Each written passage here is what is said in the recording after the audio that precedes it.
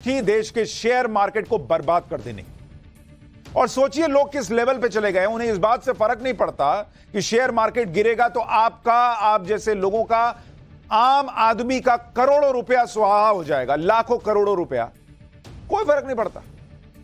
देश की अर्थव्यवस्था नीचे चली जाए, कोई फर्क नहीं पड़ता। मोदी को हटाना है बस। यह साजिश थी देश के आम लोगों के मेहनत की कमाई डुबो देने की। यह साजिश थी विदेश में बैठकर भारत की बर्बादी में अपना फायदा ढूंढ लेने की। 2 दिन से हिंडनबर्ग का बड़ा शोर मच रहा था।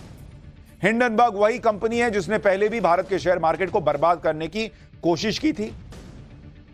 उस वक्त वो पूरी तरह कामयाब नहीं हुआ, क्योंकि उस वक्त लाखों करोड़ों रुपए जो है, अरबों रुपए जो है, वो स्वाहा तो हुए, लेकिन भारतीय शेयर बाजार ने रिकवरी कर ली।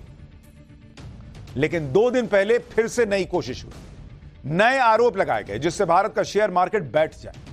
लेकिन आग लगाने वाले इस बड़ी साजिश में यहां पर वो नेता भी पेट्रोल डालने लगे जिनकी पूरी राजनीति ही नरेंद्र मोदी के विरोध के नाम पर चलती है। शनिवार को हिंडनबर्ग ने शेयर मार्केट को रेगुलेट करने वाली संस्था सेबी के चीफ पर आरोप लगाए, तो राहुल गांधी भी उन आरोपों को लेकर नरेंद्र मोदी को घेरने लगे, जबकि ये वही हिंडनबर्ग है जिसके पहले के आरोप सुप्रीम कोर्ट में टिक नहीं पाए थे। बावजूद इसके राहुल गांधी को इससे क्या मतलब? वो उतर गए विरोध करने नरेंद्र मोदी का।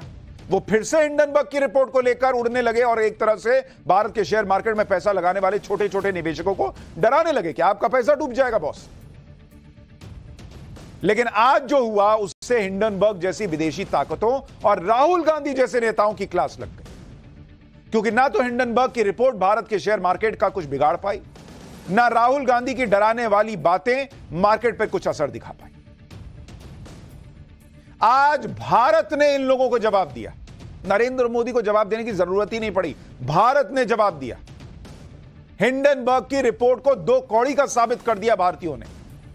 पिछले साल जनवरी में जब हिंडनबर्ग ने आरोप लगाए थे तो भारत के शेयर मार्केट में बड़ी गिरावट आई थी, ब्लड बाथ हो गया था। लेकिन इस बार हिंडनबर्ग ने जो आरोप लगाए उसके बाद आज सेंसेक्स और निफ्टी कोई बड़ी गिरावट वहां देखने को नहीं मिली। आपको मैं आंकड़ों के साथ उदाहरण देकर बताता हूं कि क्या स्थिति रही, कैसे हिंडनबर्ग को उसकी औकात दिखाई आज भारत ने। हिंडनबर्ग की रिपोर्ट और इसका आप कंपैरिजन देख लीजिए, आपको पता चल जाएगा कि भारत को समझ में आ गया कि भाई इनका एजेंडे में नहीं फंसने का है। 24 जनवरी 2023 को पहली रिपोर्ट आई थी अडानी ग्रुप को टारगेट करते हुए, और सेंसेक्स 2 दिन में कितना नीचे आ गया था? करीब 1000 पॉइंट गिर गया था। 1000 पॉइंट गिर गया था सेंसेक्स, क्योंकि भाई तब लोगों को पता नहीं था कि हिंडनबर्ग क्या चीज है। लोगों ने सोचा अरे ये कह रहा है सही होगा। लेकिन हमने जब फैक्ट्स के साथ बात की, सुप्रीम कोर्ट तक मामला चला गया। सुप्रीम कोर्ट ने कहा कि क्या ये तो गड़बड़ मामला दिख रहा है, इस तरह का हिसाब नहीं लग रहा है। सेबी ने कई मामलों में क्लीन चिट दे दी। उसके बाद ये लोग दोबारा लौटे। जब दोबारा लौटे तो भारतीयों ने कहा कि ओ हेलो, समझ में आ गया तुम क्या चीज हो। और इसलिए अगर आप देखेंगे 12 अगस्त 2024 यानी आज के दिन क्या हुआ है, आज सेंसेक्स गिरा कितने पॉइंट? आज सेंसेक्स गिरा मात्र 57 पॉइंट। 57 point boss. कहां हिंडनबर्ग की एक रिपोर्ट पर 1000 पॉइंट गिर जाने वाला शेयर मार्केट आज मात्र 57 पॉइंट गिरा है। 57 पॉइंट। यह तब हुआ है जब हिंडनबर्ग ने पूरा जोर लगा दिया, राहुल गांधी ने पूरा जोर लगा दिया। 2 दिन से ऐसा माहौल बना दिया गया कि शेयर मार्केट तो डूब जाएगा। शेयर मार्केट में बड़ा रिस्क है, छोटे निवेशकों का पैसा डूब जाएगा। उसके बावजूद आज भारत ने जवाब दिया। सुनिए आपको राहुल गांधी ने कल क्या कहा था, वो सुनाता हूं। उसके बाद आपको बताऊंगा कि नरेंद्र मोदी के खिलाफ कैसे चक्रव्यूह रचा जा रहा है और क्या क्या हो रहा है। Over the last few years, larger and larger numbers of people have been investing in India's stock market. They invest their hard-earned, honestly earned savings in the stock market. And it is my duty as leader of the opposition to bring to your notice that there is a significant risk in the Indian stock market because the institution that governs the stock market is compromised. यानी Hindenburg एक report देता है, उस report की विश्वसनीयता क्या है आज आपको यह भी बताऊंगा। कैसे हिंडनबर्ग खुद ही उस रिपोर्ट के आखिर में आपकी आंखों में धूल झोंकने के बाद क्या क्या लिखता है वो भी बताऊंगा। लेकिन बॉस, इसको सिर्फ हिंडनबर्ग से और भारत में कुछ विपक्षी पार्टियों के पॉलिटिक्स से जोड़कर देखिएगा तो आप लार्जर पिक्चर नहीं देख पाइएगा, नहीं समझ पाइएगा कि चल क्या रहा है।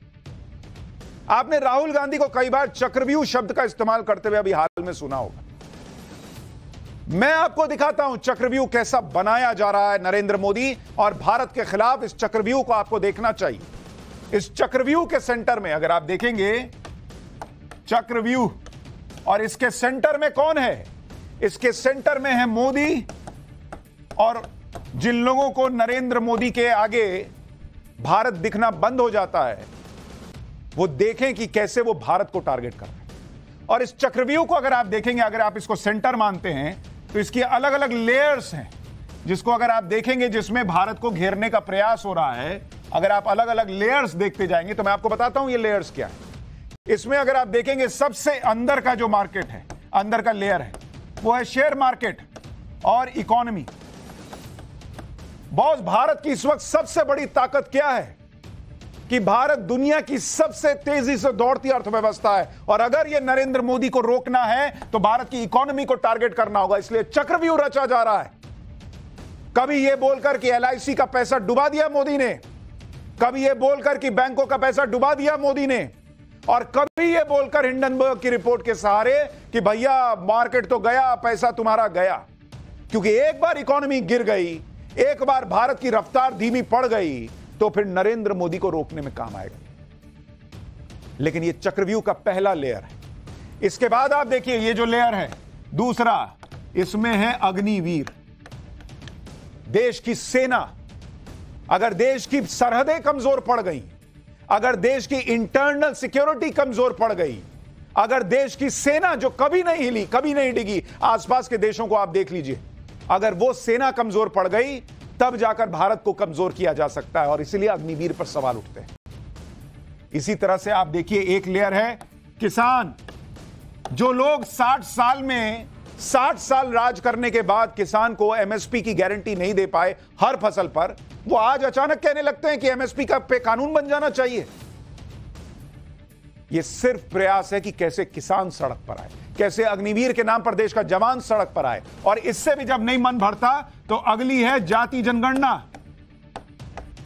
जातिगत जनगणना के नाम पर किसी तरीके से जो हिंदू है वो बट जाए और वो सड़क पर आ जाए।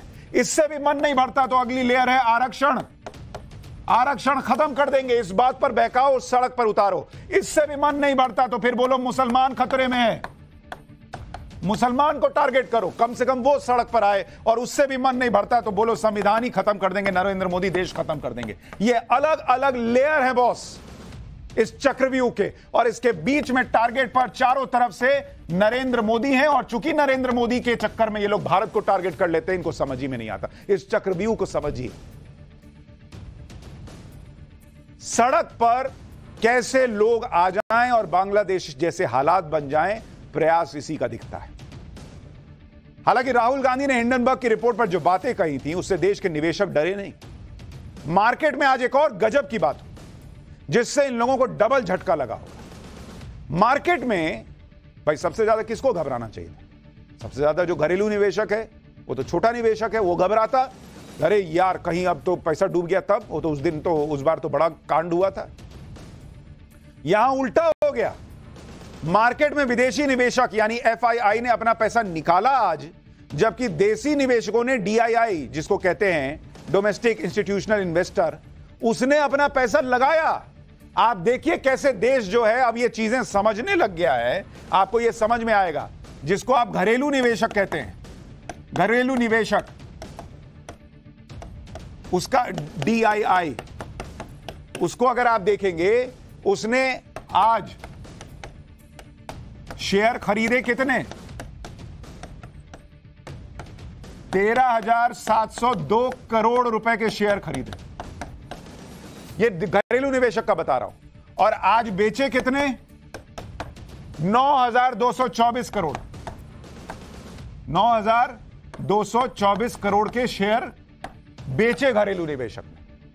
यानी घरेलू निवेशक ने ज्यादा पैसा लगाया आज। उसको डर नहीं लगा कि हिंडनबर्ग क्या बोल रहा है, राहुल गांधी क्या बोल रहे हैं। लेकिन जो FII है, विदेशी निवेशक, उसने इस डर से कि भैया कहीं ऐसा ना हो, भाई उसको नहीं पता यहां क्या खेल चलता है ना, वो थोड़ी समझ रहा है।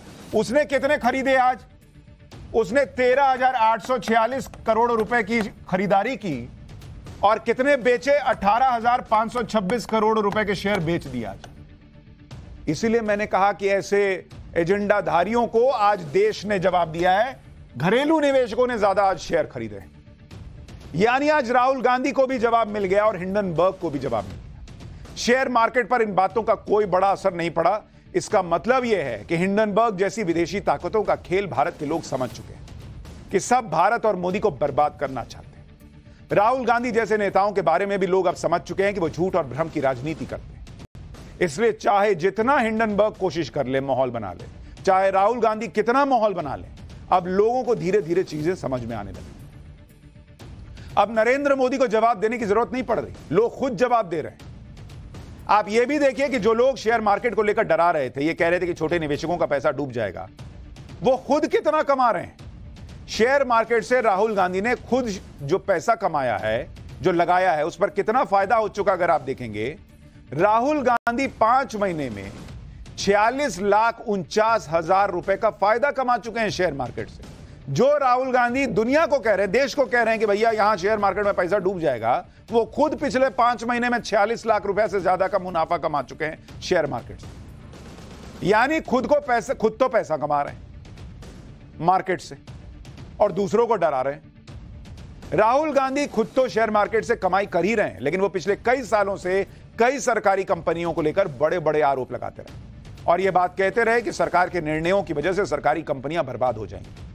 लेकिन सच यह है कि राहुल गांधी जिस भी सरकारी कंपनी का नाम लेते हैं, उसका शेयर रॉकेट बन जाता है। जैसे 2018 में HAL को लेकर राहुल गांधी खूब बोले, आरोप लगाए, लेकिन आप देखिए कि 2018 में HAL का शेयर 500 रुपए के आसपास था। आज की डेट में HAL का शेयर 4,724 रुपए पर है। इसी तरह से LIC के बारे में, अडानी के मामले में खूब राहुल गांधी ने बोला। LIC का शेयर मार्च 2023 में 560 रुपए का था। आज की डेट में LIC का शेयर 1,077 रुपए का है। इसी तरह से SBI को लेकर बोला, तब SBI का शेयर 520 रुपए का था, अब 814 रुपए का है। यही वजह है कि प्रधानमंत्री नरेंद्र मोदी भी कह चुके हैं कि जिस भी कंपनी को विपक्ष गाली दे, समझ लो अब वो अच्छा करने वाली। आपको PM मोदी का वो पुराना बयान याद दिलाता हूं, उसके बाद बताता हूं कि आज इस पूरे मामले पर पॉलिटिक्स क्या हुई है और हिंडनबर्ग कैसे एक्सपोज हुआ। शेयर मार्केट में रुचि रखने वाले को भी ये गुरु मंत्र है कि जो सरकारी कंपनियों को ये लोग गाली देना, आप उसमें दांव लगा दीजिए साहब, अच्छा ही होने वाला है।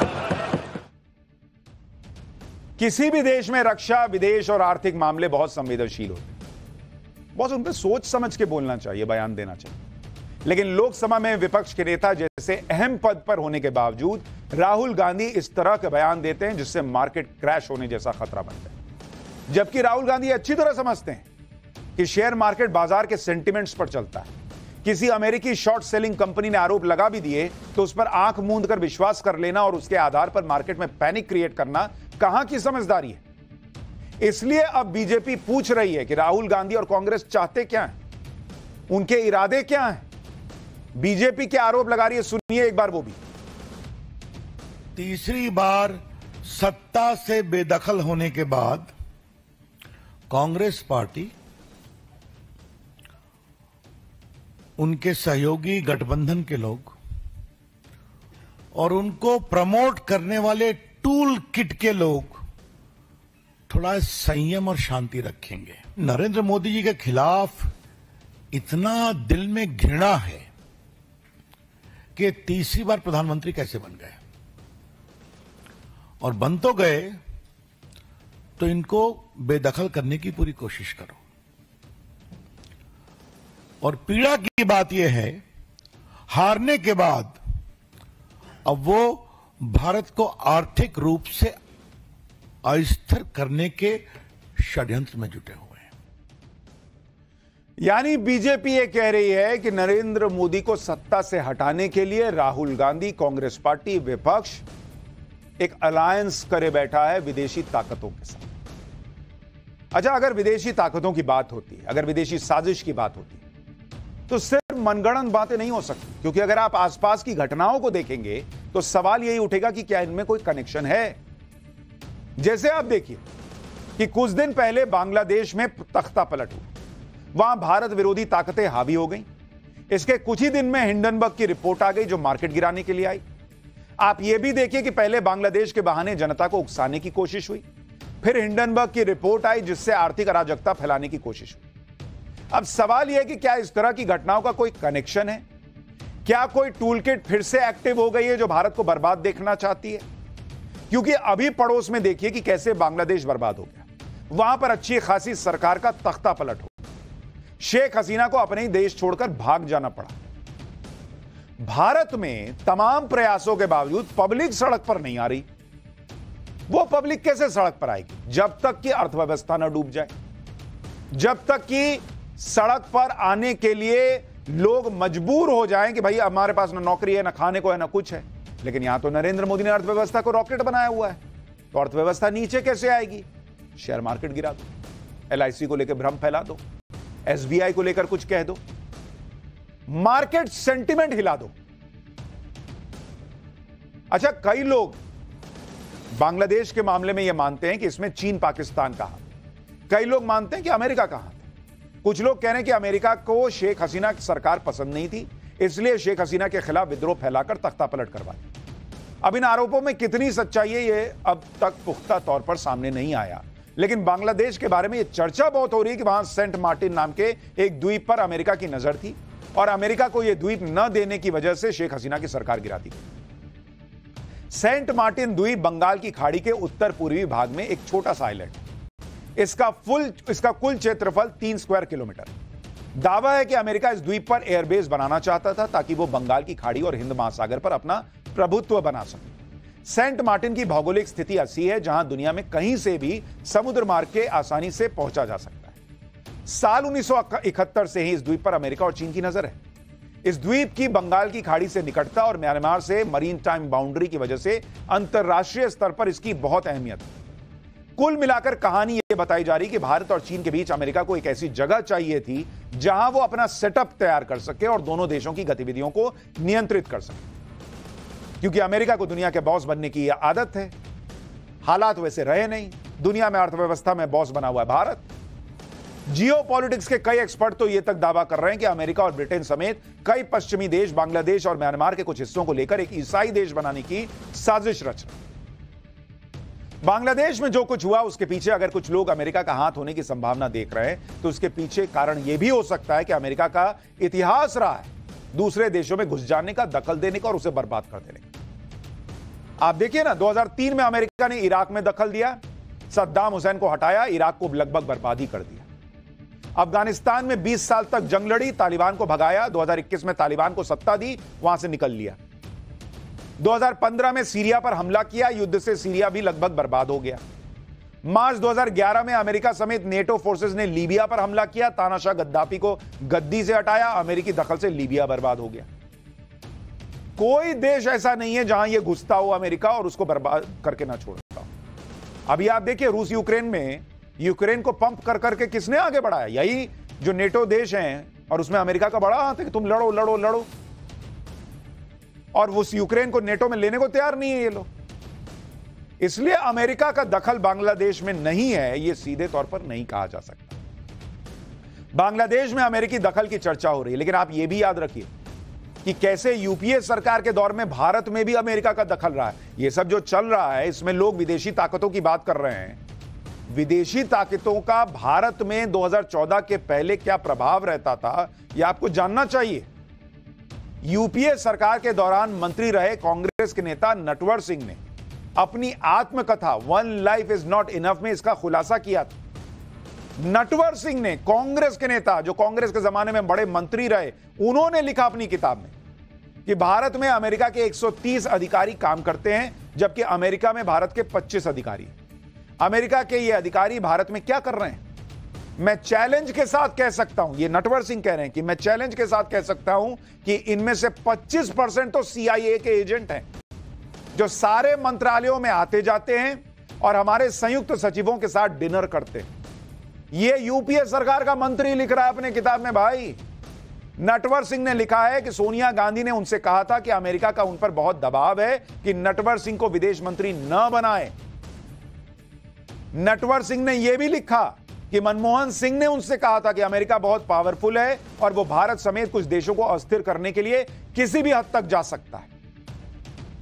तो ये किसी बीजेपी वाले की बात नहीं बता रहा हूं, कांग्रेस के वरिष्ठ नेता रहे जिनका हाल में निधन हो गया, नटवर सिंह, जो विदेश मंत्री तक रहे, उनकी किताब का बता रहा हूं कि वो खुद कह रहे हैं कि भाई यूपीए के जमाने में अमेरिका का इतना दबाव था भारत की सरकार के ऊपर, वो अमेरिका आज की डेट में चुप बैठ जाएगा।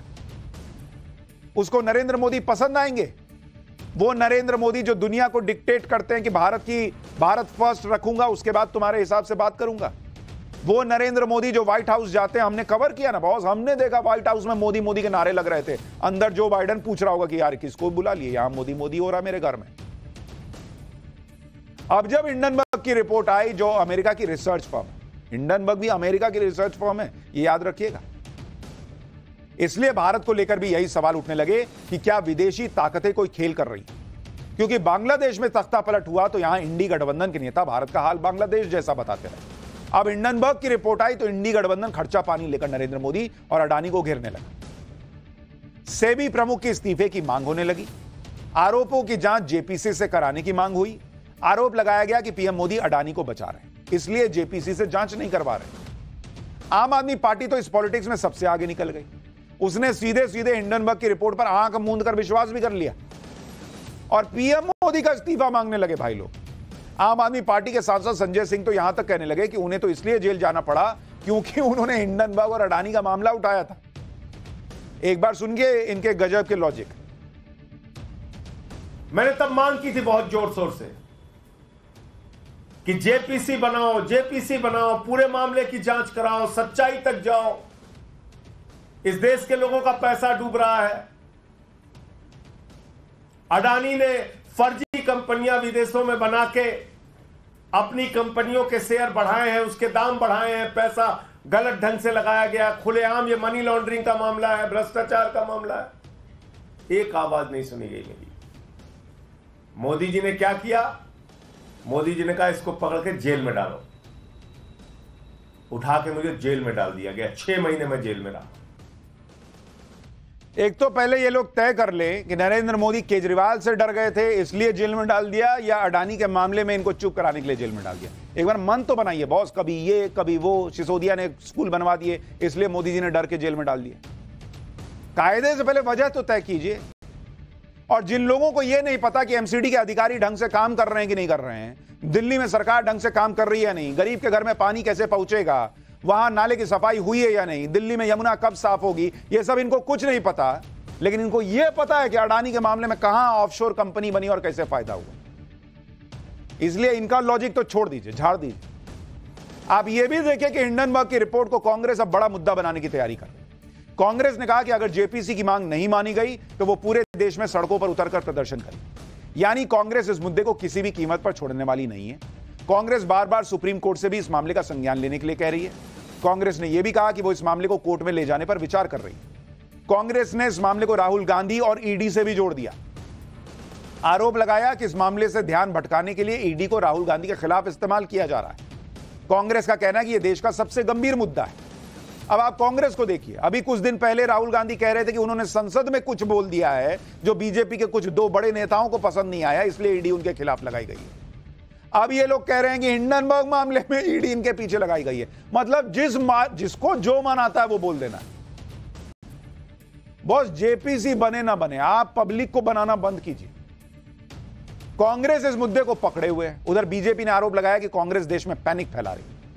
एक बार सुनिए बीजेपी ने क्या कहा है, फिर आपको बताऊंगा कि हिंडनबर्ग की नई रिपोर्ट में आरोप लगे क्या है जिससे इतनी सनसनी फैली, और क्या इस हिंडनबर्ग पे विश्वास किया जा सकता है, उसके भी फैक्ट्स बताऊंगा। लेकिन पहले सुनिए बीजेपी। अगर भारत का स्टॉक मार्केट गड़बड़ाएगा तो स्मॉल इन्वेस्टर्स परेशान होंगे कि नहीं? आज करोड़ों की संख्या में स्मॉल इन्वेस्टर्स हैं कि नहीं? कांग्रेस पार्टी क्या चाहती है? भारत को वही कंट्रोल राज में ले आया जाए, नेहरू जी के समय वाला। जब भारत को दाने दाने के लिए परेशान होना पड़ा था कि उनकी सरकार नरसिंहा राव के प्राइम मिनिस्टरशिप में भारत को ओपन करना पड़ा था। मतलब भारत के पूरे स्टॉक मार्केट को क्रैश कराओ, छोटे इन्वेस्टर्स के पूंजी निवेश को समाप्त कराओ, भारत में कोई आर्थिक निवेश न हो विदेश का, FII और FDI वो सबको रोको, because Indian investment scenario is not a safe position. यह है इनकी सोच। लेकिन हिंडनबर्ग की नई रिपोर्ट का सच क्या है, यह भी तो आपको समझने की जरूरत है। दरअसल इस बार हिंडनबर्ग ने सीधे सेबी चेयरपर्सन माधवी पुरी बुच और उनके पति धवल बुच पर आरोप लगाया। हिंडनबर्ग ने कुछ दस्तावेजों का हवाला देते हुए दावा किया कि माधवी और उनके पति की अडानी ग्रुप से जुड़ी ऑफशोर कंपनी में हिस्सेदारी है। इसी वजह से सेबी अडानी ग्रुप पर एक्शन नहीं ले रहा। माधवी बुच ने इन आरोपों को निराधार और चरित्र हनन करने वाला बताया। सेबी चेयरपर्सन ने कहा कि जिस फंड का जिक्र किया गया उसे उन्होंने 2015 में लिया था, तब उनका सेबी से कोई संबंध भी नहीं था। माधवी बुच ने कहा कि भारत में अलग अलग मामलों में हिंडनबर्ग को कारण बताओ नोटिस जारी किया गया है।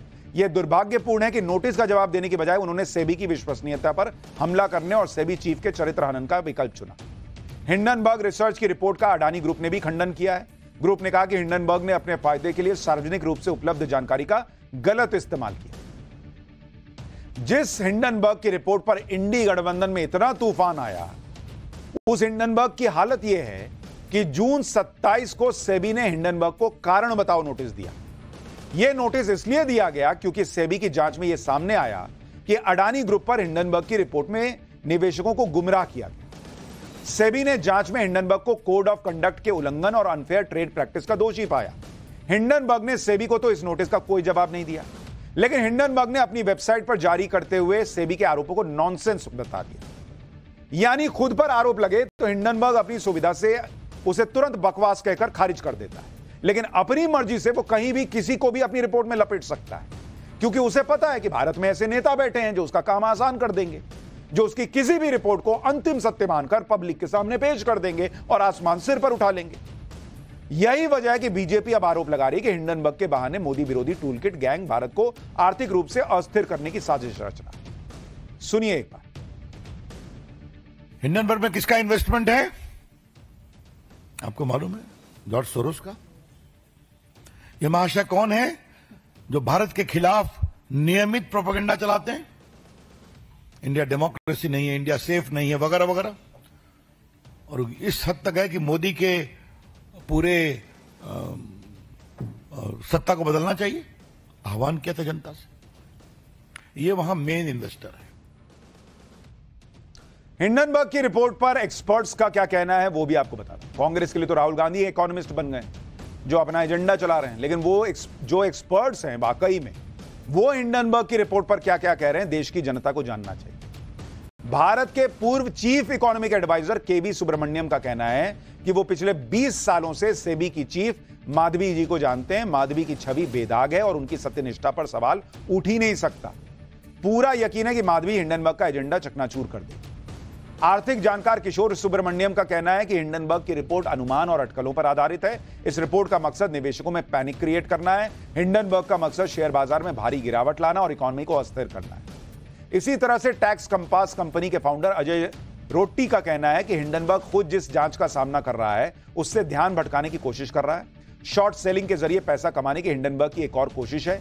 हिंडनबर्ग की रिपोर्ट का शेयर बाजार पर कोई असर नहीं पड़ा है। हिंडनबर्ग की नई रिपोर्ट को लेकर जो लोग हंगामा कर रहे हैं उनके लिए हिंडनबर्ग ने खुद ही लीगल डिस्क्लेमर दिया हुआ है। हिंडनबर्ग ने अपनी रिपोर्ट के आखिर में खुद क्या लिखा है वो आपको देखना चाहिए। भाई तुम इतने बड़े अपने आप को बता रहे हो कि खोजी पत्रकार हो, खोजी संस्था हो, और नीचे क्या लिख रहे हो? इतना बड़ा रिपोर्ट छापे और उसके नीचे छोटा सा में क्या लिखे ये लिखता है रिपोर्ट में, सुनिए, जिस पे लोगों की नजर नहीं गई। हिंडनबर्ग अपनी रिपोर्ट के नीचे लिखता है ये रिपोर्ट हमारी राय और खोजी टिप्पणियां हैं। टिप्पणी है, बोलो ना बॉस की प्रूफ है। फिर लिखता है कि हर पढ़ने वाला अपने हिसाब से इसकी जांच करे। फिर लिखता है कि हिंडनबर्ग की रिसर्च का इस्तेमाल अपने रिस्क पर कीजिए। क्यों भाई? बोलो दम पे कि हाँ हमने ढूंढ के निकाला है, एकदम पक्का है, जो तुम्हारा मन करे करो। नहीं, कह रहा एट योर ओन रिस्क, अपने रिस्क पर इसका इस्तेमाल कीजिए। लिखता है कि हमें जो भी जानकारी मिली है उसे वैसा ही प्रस्तुत कर दिया गया है, जिसकी कोई वारंटी नहीं है। वारंटी नहीं है और राहुल गांधी उसको गारंटी मान के चल रहे हैं। हिंडनबर्ग रिपोर्ट में पेश तथ्यों की सटीकता, समय और पूर्णता की जिम्मेदारी भी नहीं लेता है। रिपोर्ट में मौजूद कंपनियों में हिंडनबर्ग ने शॉर्ट निवेश किया हुआ है। हिंडनबर्ग और कंपनियां इससे मुनाफा कमा सकती हैं। रिपोर्ट की गारंटी तुम लोगे नहीं। ये ना मतलब कि रिपोर्ट की जिम्मेदारी ढेले भर की नहीं।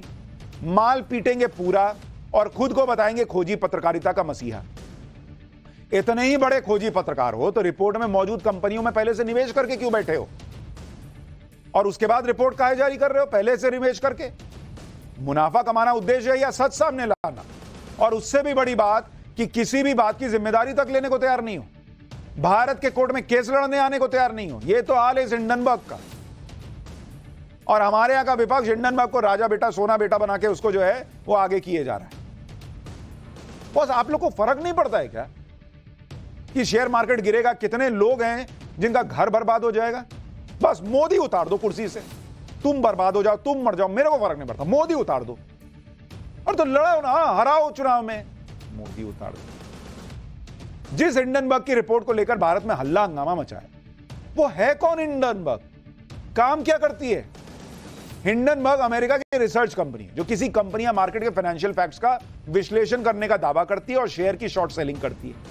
हिंडनबर्ग रिसर्च का दावा है कि वो किसी भी कंपनी में हो रही गड़बड़ी का पता लगा लेती है और फिर उसके बारे में रिपोर्ट पब्लिश करती है। कंपनी की वेबसाइट में कहा गया कि उसकी नजर मैन मेड डिजास्टर्स पर रहती है। हिंडनबर्ग मुनाफा कमाने के लिए किसी टारगेट कंपनी के भविष्य पर दांव भी लगाती है। हिंडनबर्ग के खिलाफ भारत में ईडी भी जांच कर रही है और उससे भारत के स्टॉक मार्केट के खिलाफ चल रही साजिश का पता चलता है। अगस्त 2023 में ईडी ने अपनी शुरुआती जांच में पाया था कि अडानी ग्रुप में शॉर्ट सेलिंग से सबसे ज्यादा मुनाफा कमाने वाली 12 कंपनियां टैक्स हेवन देशों में, इनमें एफपीआई और एफआईआई भी शामिल है। इनमें से कुछ कंपनियों ने 24 जनवरी 2023 को हिंडनबर्ग की रिपोर्ट पब्लिश होने से ठीक 2 से 3 दिन पहले अडानी ग्रुप में शॉर्ट पोजीशन ले ली। कुछ कंपनियों ने तो पहली बार शॉर्ट पोजीशन ली थी। इन 12 कंपनियों में से 3 भारत की हैं और 4 कंपनियां मॉरिशस की हैं, फ्रांस, हांगकांग, केमन आइलैंड, आयरलैंड और लंदन की एक कंपनी। इनमें से किसी भी कंपनी ने अपना ओनरशिप स्ट्रक्चर टैक्स अथॉरिटीज को नहीं बताया। केमन आइलैंड की पेरेंट कंपनी को तो अमेरिका में इनसाइडर ट्रेडिंग के आरोप में दोषी तक पाया गया और इस पर $1.8 बिलियन का जुर्माना लगा। यानी यह कंपनी पहले से ही इस तरह के गोरख धंधे कर रही थी। इसी केमन आइलैंड की पेरेंट कंपनी ने अडानी ग्रुप में शॉर्ट पोजीशन 20 जनवरी को ली और 23 जनवरी को कुछ और शेयर खरीदे। इसी तरह से मॉरिशस की एक कंपनी ने 10 जनवरी को पहली बार अडानी ग्रुप में शॉर्ट पोजीशन ली। यानी हिंडनबर्ग की रिपोर्ट पब्लिश होने से ठीक पहले यह सारा खेल हुआ। ईडी ने अपनी जांच में बताया कि यह कंपनियां असल मालिक की है ही नहीं, बल्कि विदेश में बैठे बड़े खिलाड़ियों की ब्रोकर है। यह जानकारी ईडी ने एक्सपर्ट कमेटी और सेबी को भी दी। यानी जो लोग बहुत बड़े खोजी पत्रकार बन रहे हैं, खोजी संस्था बन रहे हैं, वो खुद किस हद तक गिरे हुए हैं आपको ये सब बातें पता चलती। और जैसे ही तुमसे सवाल पूछा गया, तुमने जो है वो सवाल उठा दिए सेबी पे, बिना कोई जांच किए हुए या अपने सबूत दिए हुए। और ये वो हिंडनबर्ग है जिसमें अमेरिका में भी केस चल रहा है, ये भी आपको बता दूं। लेकिन भारत के लोग अब ऐसी चीजों को समझने लगे। पाठशाला में अब अगली क्लास। अयोध्या के बाद अब कन्नौज में रेप कांड। सपा नेता गिरफ्तार, अखिलेश खामोश क्यों है?